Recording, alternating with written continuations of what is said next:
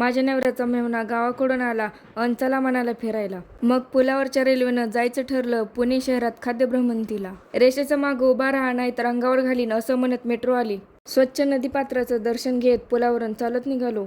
शनिवारवाड्याला cut मारून ग्रामदैवत कसबा गणपतीचे दर्शन घेतले.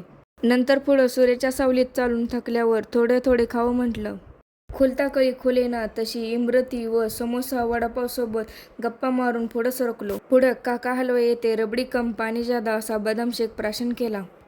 तुळशी बागेत फेरफटका मारून मोर्चा पुढं न्यायचं ठरवलं. राजा दिनकर केळकर म्युझियम बघून समताभूमी येथे आलो. महात्मा फुले यांचा वाडा आणि समाधी दर्शन घेऊन कोरड्या घशाला सोड्याचा आधार द्यायला गेलो.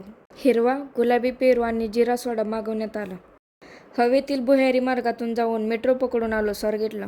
महानगरपालिकेची BMW पकडून गेलो सद्गुरू शंकर महाराज मठाचे दर्शन घ्यायला. शेवटी इंग्लिश थालीपीठ आणि इंग्लिश वडापाव खाऊन कात्रज फ्लेवर्ड मिल्कने सांगता झाली.